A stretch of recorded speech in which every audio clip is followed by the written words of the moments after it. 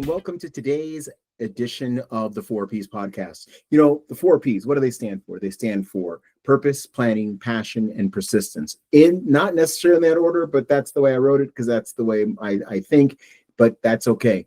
Today, we are going to talk to someone that if you look in the dictionary and you look up the word persistence, you will see this man's face.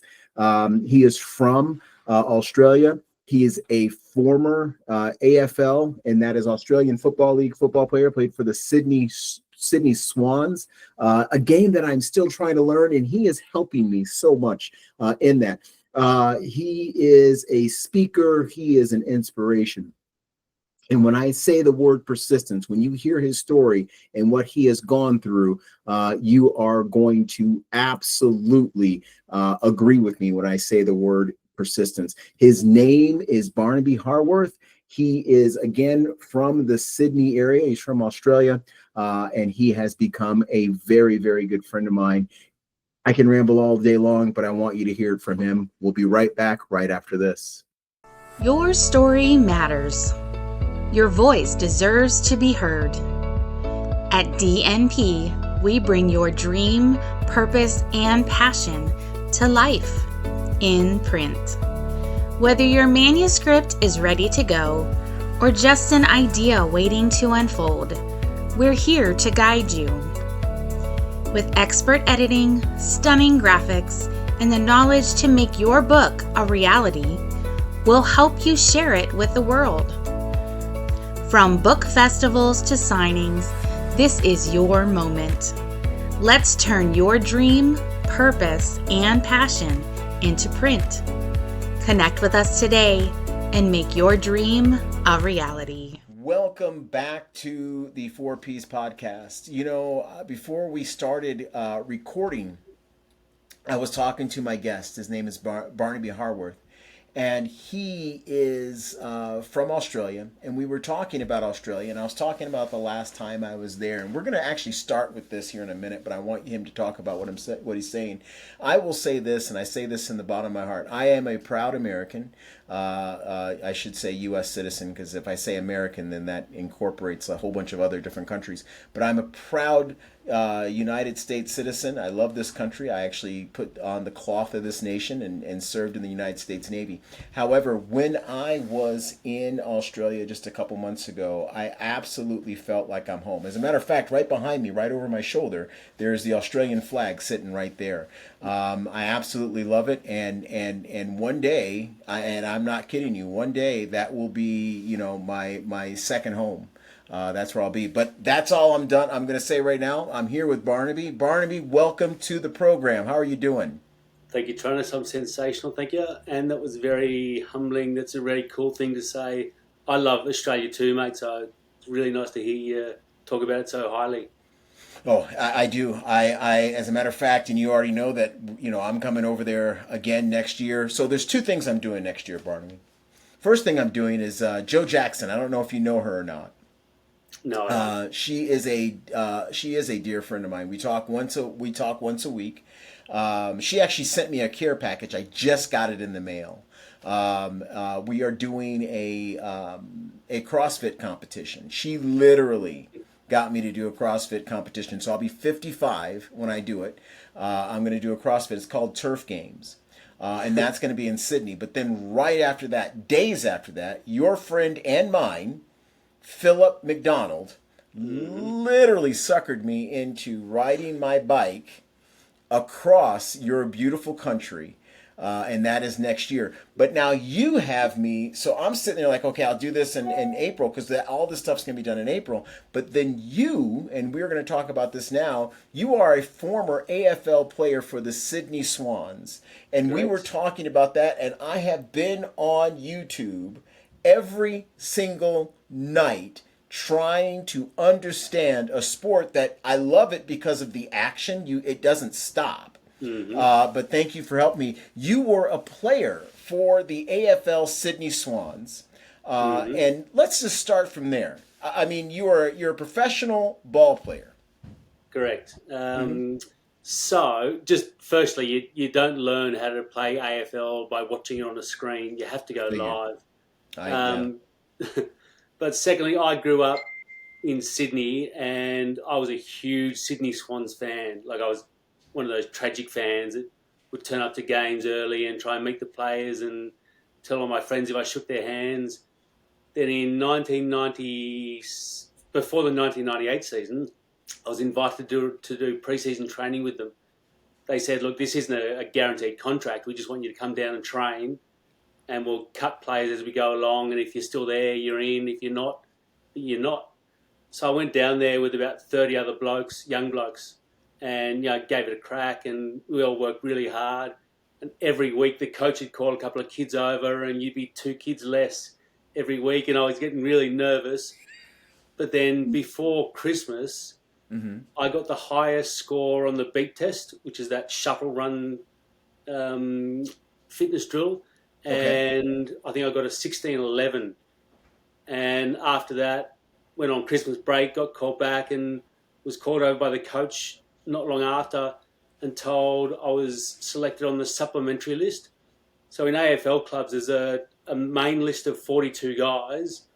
Under that, there's a list of 6 players, which is called a rookie list, which is like a second chance list for the guys that aren't quite there but might be okay.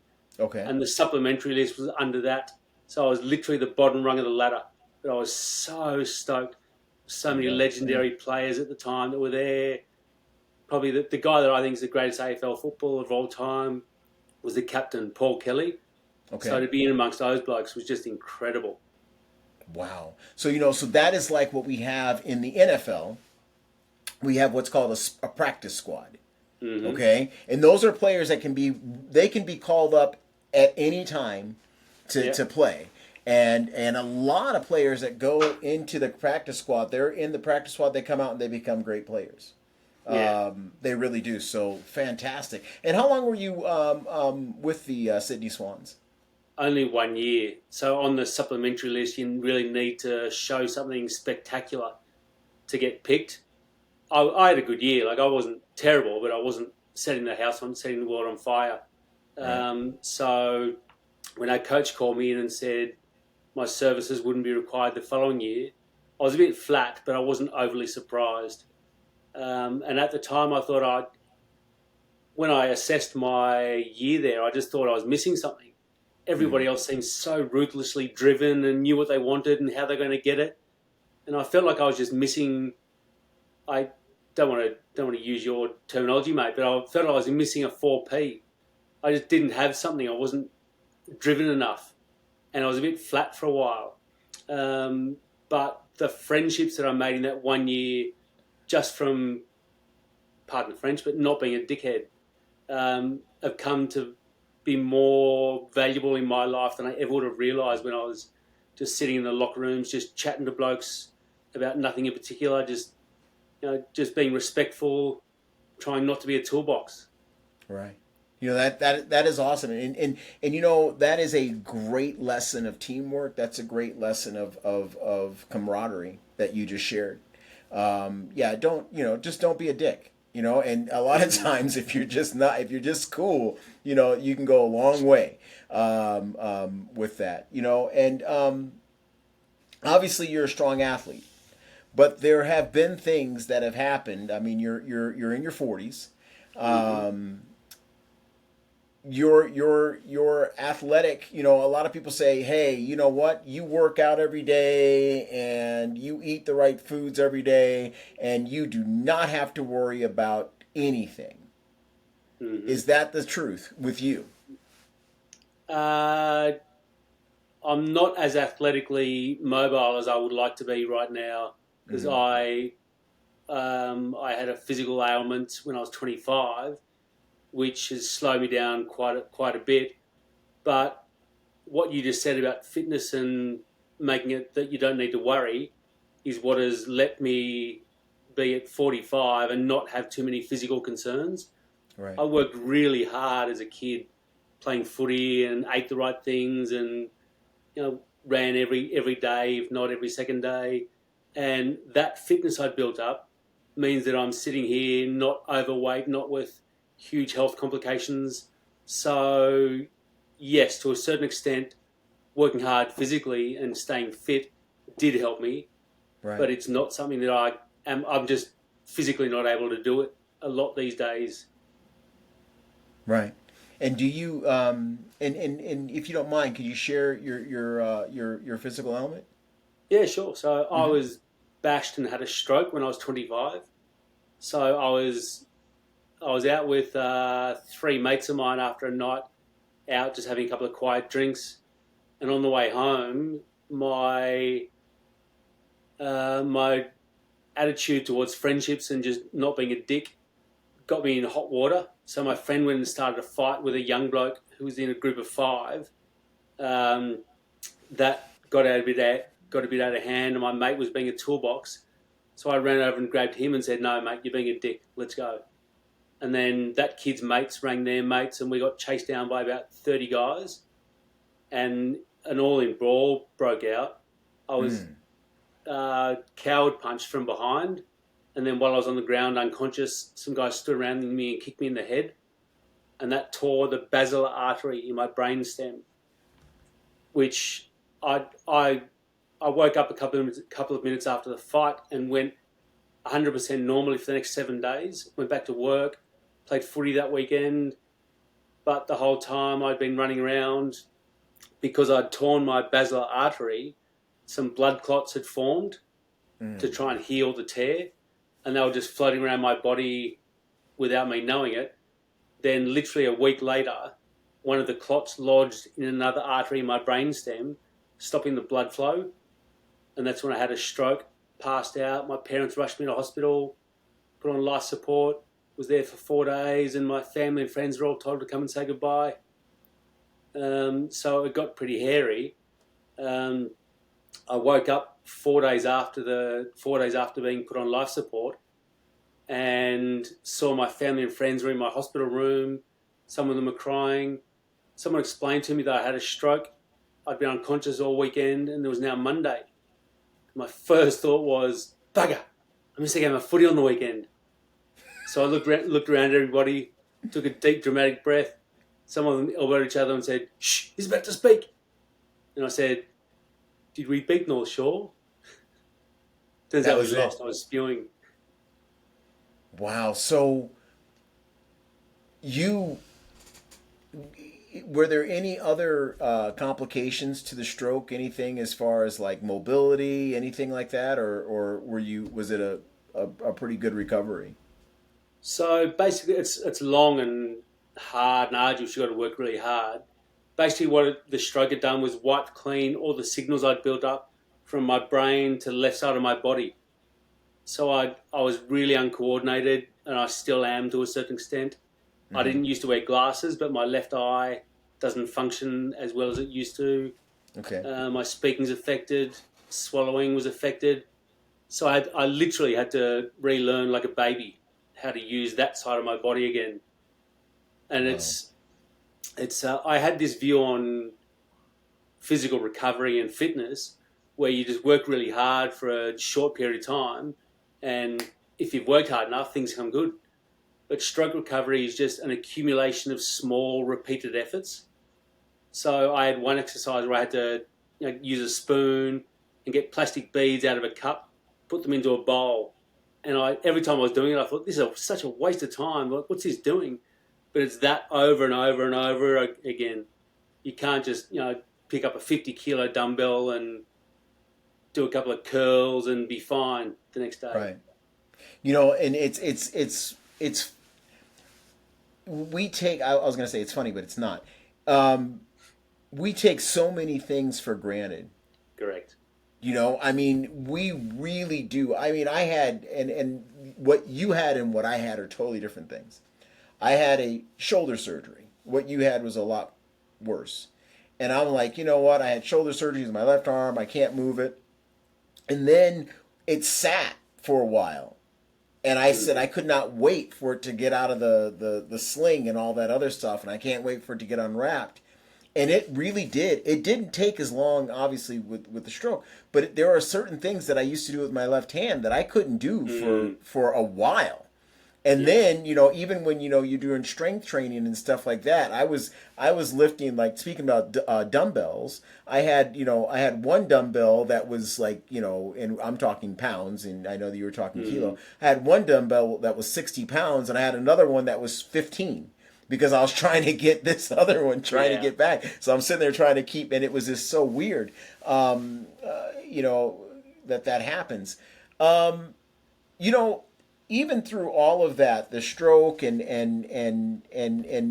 stuff like that, you and I see you. You're all about moving forward. You're a driven individual. And again, we were just sitting there. We started out this interview with, hey, you were a professional football player. Okay? That's what we started. And I will say, a lot of people on my podcast, they are athletes from all over the world. They play every single sport imaginable. All right? So a lot of us were never professional. So I bet you right off the bat, most of the people listening to this podcast said, hey, what a lucky man. Talking about you, Barnaby.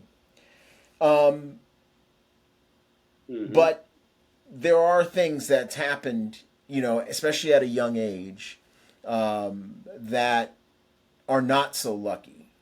And one thing that I do want to talk about is I do want to talk about your first marriage. And if you don't mind sharing that story. Sure, mate. So after my stroke, I was on 96 games at my local footy club, and I was spewing that I didn't get to reach my 100th because I literally couldn't stand still. So I worked really hard in my rehab, and then our club's vice president said you can play 4 more games to reach your 100th. So I went and did that, played 4 games. My 100th was probably the best day of my life to that point. And at the end of it, I was really proud of so much of the stuff I was doing, but there was one thing missing, someone to share it with. I think with love, I just had my focus the wrong way around. I was focusing on loving someone and finding someone to marry and just hoping my personality would catch up. But I feel like I had those the wrong way around, so I put all my eggs into the focus on my personality basket so I could be someone that would be attractive to be around. And I was introduced to Angela Gergis, and we shared a love that was so intense and so passionate, I wouldn't have believed it was true if I hadn't lived it myself. So Ange and I met in August 2013. She was diagnosed with advanced breast cancer in July 2014, and then we were engaged the following month. I was baptised in Angela's church, the Coptic church. And then we were married that November. We went on 19 legs of our honeymoon, and then the last of those we got back from less than a week before she joined her Father in heaven. So it was a pretty tragic time, but we had this unparalleled love, mate, that it was so intense and so beautiful. So it was a short period of time, but I wouldn't trade a 15-year meaningless marriage for the short 2 or 3 year time we had together. Wow. Your story is, and you said a tragic time, and it absolutely was tragic. But what it was, and I'm just speaking. And if I'm out of line, tell me. You knew, the risk. You knew what was going to happen. Yet you loved this individual so much that it didn't matter if it was an hour. It didn't matter if it was 10 years. You wanted to make sure that you were the one that spent the rest of your life. I think it is a powerful story. And I'm sure that, you are bringing this story to light, that you made this individual Angela, very happy. And she literally got to be, this is something that no matter how long it was, she got to spend the rest of her life as the happiest person on earth. And that is a great story. Now, after that, okay? So 2014, you're in your early 30s? Early 30s, yeah. Early 30s. So I'm sitting there thinking when I'm in my early 30s, and I know that, you're an adult and you're processing things. But that is something for an early 30-year-old person to process. That's some heavy shit. Okay? Mm-hmm. How did, and I'm not going to say how did you get over it, because I know you didn't, but how did you navigate, and how are you navigating through that loss? Mm-hmm. There's a saying in Australia, which I don't think has reached anywhere else in the world because it's weird, but if people just close their eyes, give something the best crack they can, and achieve success, people say they're arsing it. And basically I'm just asking my way through life. When I was younger, before the stroke and before I met Angela, I was planting seeds of small goodness everywhere I walked. I was being respectful of people and kind and caring and not woke and lovey-dovey, but just, as we were saying before, just not being a dick. And those seeds of small goodness are what have helped to support me in times where things have been a bit dark and a bit daunting. So one of the things I've done is just deliberately not processed it. I haven't sat in front of a mirror and thought, woe is me, poor me, I've got to, pull my socks up and get out of this deep hole. I just didn't get into the deep hole. My parents always told me, you're better off staying even in life than going down and dragging yourself up, and because that's hard. Getting down there, coming back up is really hard. So I just didn't ever get down too far. I just looked around me and thought, well, the people I've got around me, the life I'm living is really bloody good. So just appreciate it and move on and don't get too down in the dumps about anything. Right. I love that word. I'm going to start saying that from now on. I'm just asking. I like that. I actually do like that. I'm going to start using it, and people in North Carolina are going to start saying that, and then you're going to know it came from you, and there you go. I'm going to tell them I invented it, though, because that's how I am. Yeah. But you have gone on life after. We were talking about your life today. A matter of fact, on your Facebook, you have a beautiful family picture on there. Mm-hmm. Things have moved on. And again, you are doing great things in Australia. Clearly, I know you said I was just asking it. Clearly, you're not. You are actually doing some really good things. You're not doing this on the fly. That's for sure.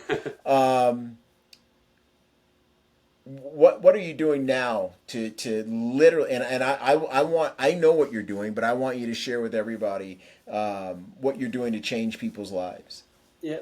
So after my stroke, I was a bit uncertain about my life and what I could offer in terms of value to the world. I just finished a journalism degree, so I applied for jobs at the main broadcasters. Disability employment wasn't a thing back then, so they all just waved it away and said, "No, too hard, basket."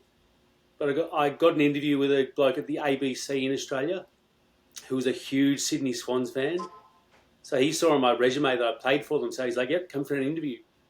When I did the interview, did the current affairs quiz, he said, pass mark for this quiz is 70%. You only got 40% because my brain damage was pretty severe. So he said, I can't give you a job, I'm sorry. But on the way home, he gave me a call and said, we've got a job as an auto cue operator. Do you want to do that? Which is the teleprompter, the Anchorman, Will Ferrell thing. Right. And I said, yeah, look, that'd be cool, thinking I'd climb the ladder internally and become a journalist. That didn't happen. I had a few interviews but couldn't convince strangers about the value I could bring to the world because I just didn't know it myself. So I started a business, a little side hustle business, as a keynote speaker, resilience coach, and podcast host, just as a sole trader. Just I don't have a team. I'm just doing it all on my own, which I felt really good about because of the messages I was trying to get across. Like I'm not one of those ruthlessly driven human beings that tries to shove messages down people's throat and make them better tomorrow than they are today. If they eat right, wake up earlier, work harder. I just try and tell people to try your hardest, be proud of yourself, whether you win, lose or draw, and plant seeds of small goodness everywhere you go. And initially when I started my business 10 years ago, a few people said, it sounds like you're telling people to accept mediocrity or celebrate second best. But I knew that I was just, the message I was sprouting was fair income. So I kept on going, and now the world is so ruthless that message is quite well received, that you can just get around, don't have to stab your competition in the back. Get to know them, respect them. You don't have to like them, but just respect everybody you coexist with, and things tend to work out more often than not. And I love it, mate. One of the bits of feedback I got was from a year 12 student a few years ago. I spoke at a leadership day in Adelaide, and this kid came up to me after, and he was all excited, and he's like, "Oh, Barnaby, thanks so much. That was awesome. Thanks so much." I was like, "Yeah, no worries, mate. Just calm down." He said, No, I saw you give your speech when I was in year 9, did everything you said, and here I am as a year 12 leader. So to me, that's the difference I'm making, mate. Is just, it's real.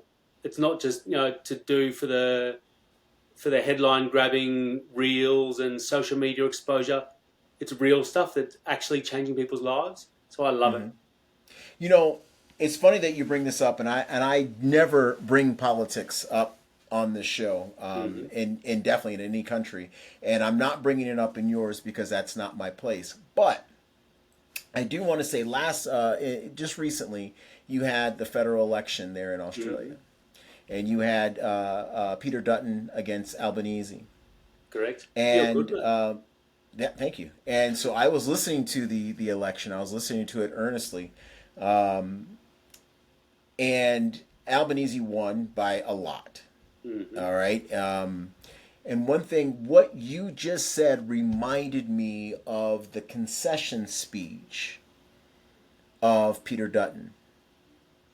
All right, so I'm in America, right? You've seen, and I know that you've seen the Biden Trump. They go at each other. I really do not. I would love to be in a room with both of them at the same time, with no one else in the room, because I'm sure they're going to go right at it. You're going to see two of the oldest men in the world fight. It'll be a physical brawl. I wouldn't doubt it. I mean, if there were no cameras, I'm sure it would be a pretty messed up fight. But on the same note, but what I heard from Peter Dutton, I was listening, and remember he lost my mid-morning, early morning, it was something like that. Well, anyway, because our time difference. So it was late at night for him, early in the morning for me. And he said a concession speech.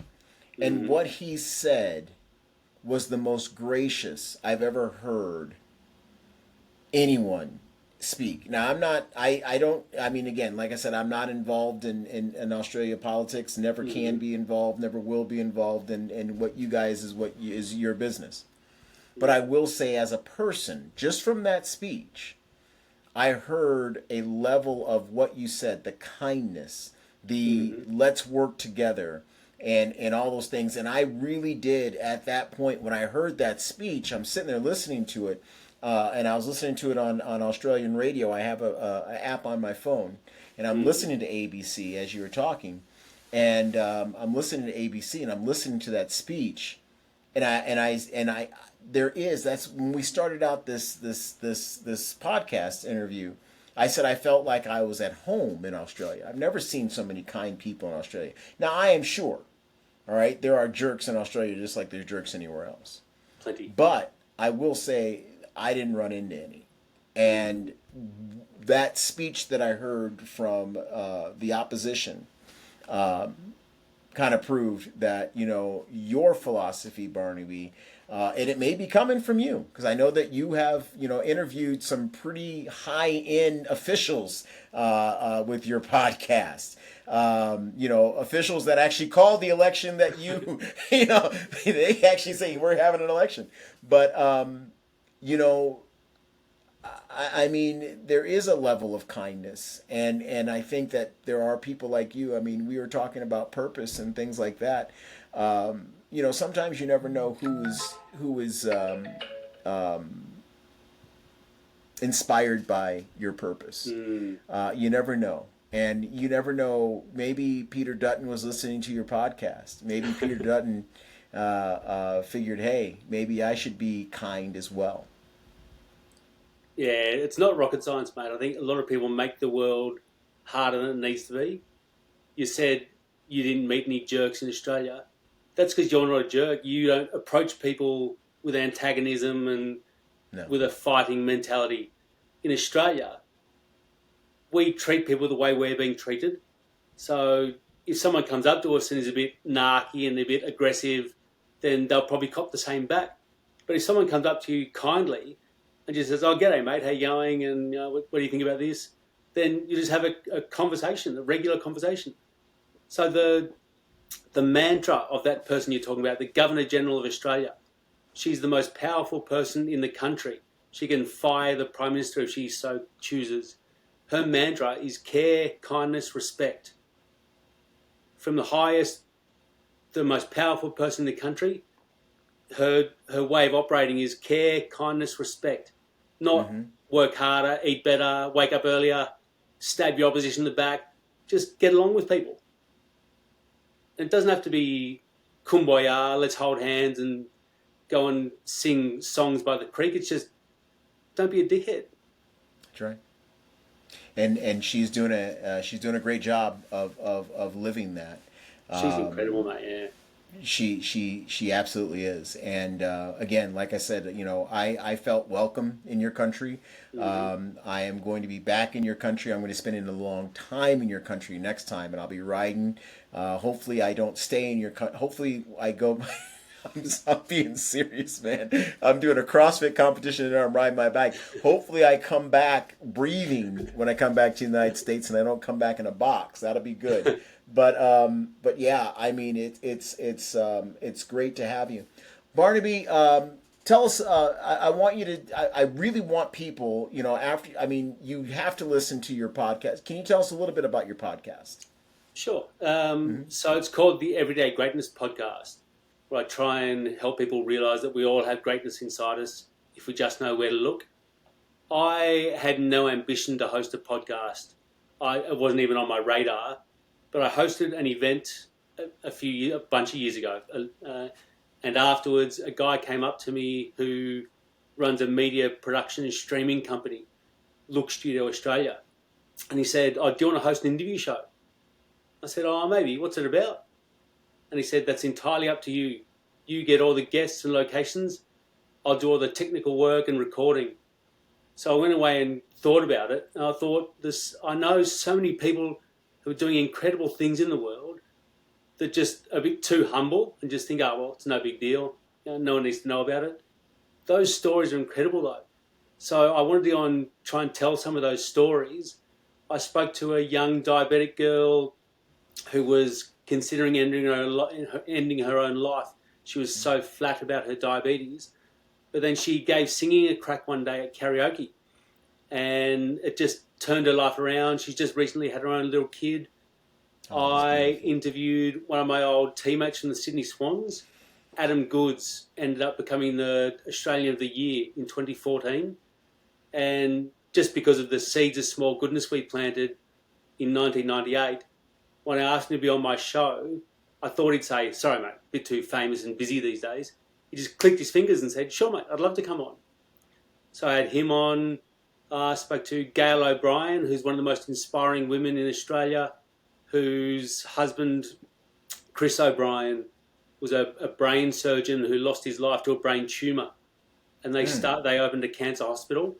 So spoke to her, and also I spoke to a lady named Kylene Anderson, who is an Indigenous Australian woman who went into a bodybuilding competition and just followed these important looking people that just turned up in the building, followed them up this elevator, knocked on a door. Arnold Schwarzenegger opened it.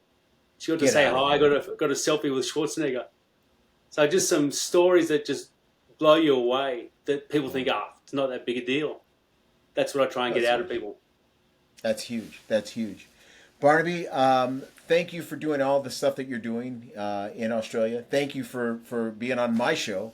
That is one thing I do appreciate.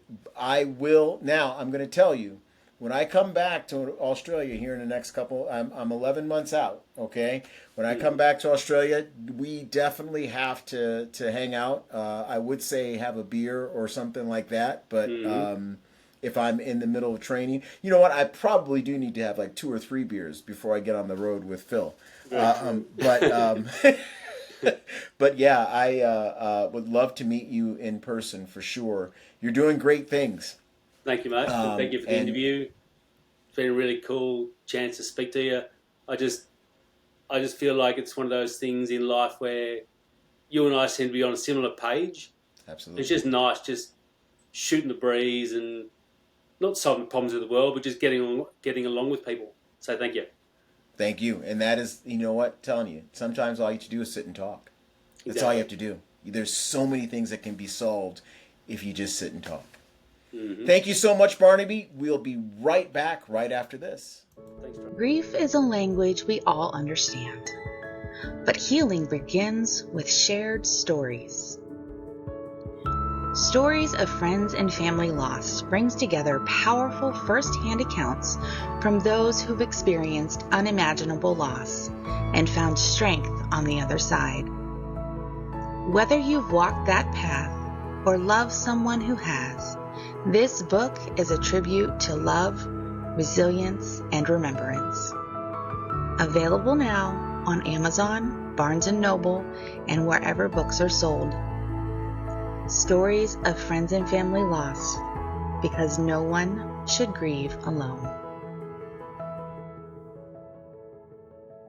Welcome back to the 4Ps podcast. You know, I will say that talking to Barnaby, he has given me a lot of inspiration. One thing I love about this, you know, when I talk about persistence all the time, you know, and I even say in my book, there's going to be pain. Either way you go, there's going to be pain. And pain exists, period. There's pain if you make the right decision. There's pain if you make the wrong decision. There's pain if you make no decision at all, because in all actuality, making no decision is making a decision. So remember that. There's always going to be pain. The thing is what you do with that pain. You got to leverage that pain. And that's exactly what Barnaby did. Barnaby is doing things that a lot of people in his situation would have given up.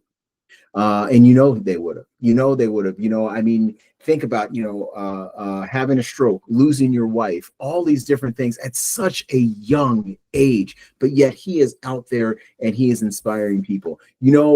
34 minutes, and that's how long the interview was, is not long enough for Barnaby. You need to get his book. It's called Playing in the Puddles, and it is a fantastic book. I am still reading this book. He signed it for me, and I love talking to him. At the back of this book, which is so awesome, there is a place to write notes. He is writing this book not for you to sit there and say, hey, he's not writing this book to share or show you his pain. He is writing this book to share his pain, to be vulnerable, to tell you exactly what he was going through, and to tell you, you may not have a stroke, you may not lose your spouse at a young age, you may not do all of that, but eventually you are going to suffer something. Please, draw from my story, and it will help you. He is out there speaking. Just a couple of days ago, he was speaking to a youth group out of Australia. I was watching him on Facebook, kind of Facebook's talking to him, not really, but you know what I mean. We talk, like I said, we talk as much as we can. I am inspired by him. As a matter of fact, when we were talking, I said, he told me that he was inspired by the 4Ps. And I'm like, I'm inspired by you. And that's what inspiration's all about. It's drawing off of other people's strengths. It's drawing off of other people's experiences and using those experiences for you to move forward. And that's what he's all about. Again, the book is called Playing with Puddles, playing in the puddles. I could say that more than once, I promise. And it is a book that is available on Amazon and this and the other. I hope that through promoting it through here, that this is, you can find this in more places than just Amazon. It is a book that I'm going to tell you right now, it is a book that you definitely want to read. You really do. You want to read this book, and again, you'll be very inspired by Barnaby. We will be back next week, and we're going to take it a little light next week with a very good friend of mine. His name is Wes O'Lee, and we will be talking about that next week, and I will be talking to you soon. Have a great day. Bye-bye.